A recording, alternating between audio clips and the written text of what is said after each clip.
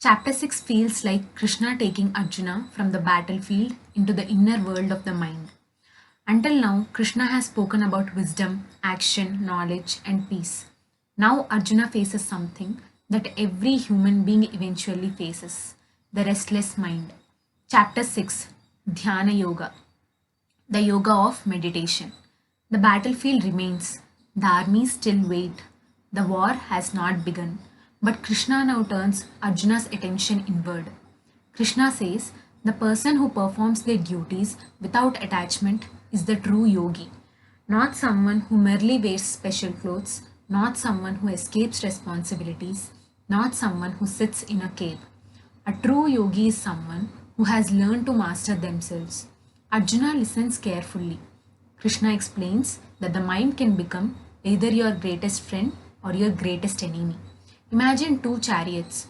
One has disciplined horses, the other has wild horses running in every direction. Their destination is the same, but the journey is completely different. Krishna is telling Arjuna, your mind is like those horses.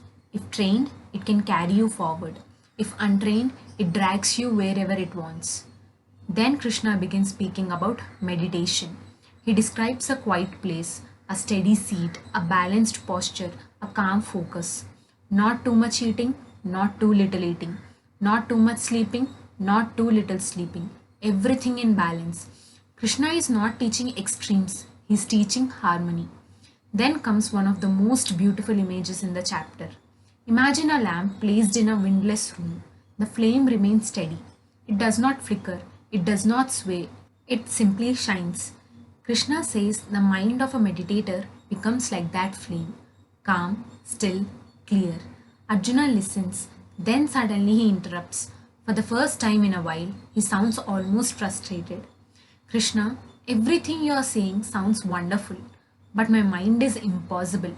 He continues, the mind is restless, turbulent, strong, difficult to control.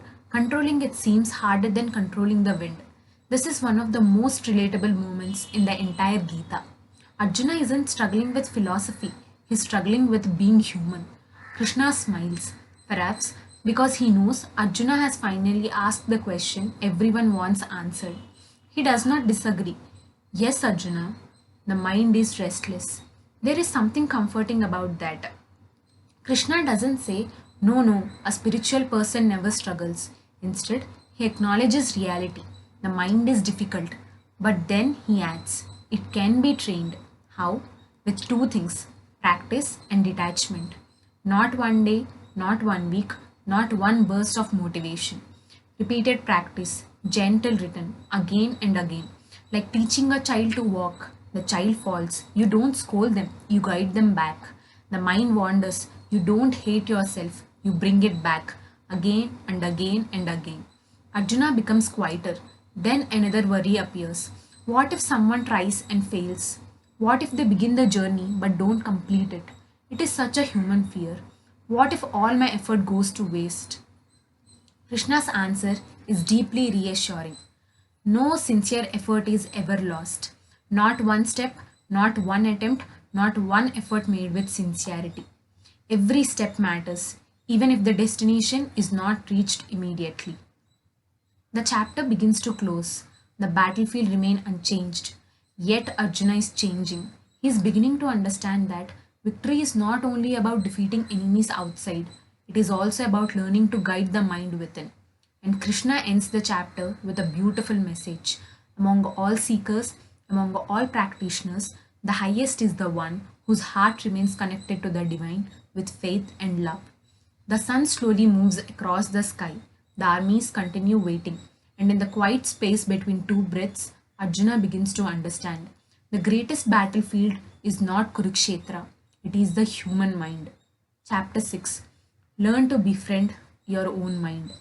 This chapter is one of the most comforting chapters in the entire Gita because Krishna openly acknowledges something we all experience. A wandering mind does not mean you are failing, it means you are human. The practice is simply to return gently, patiently, and repeatedly.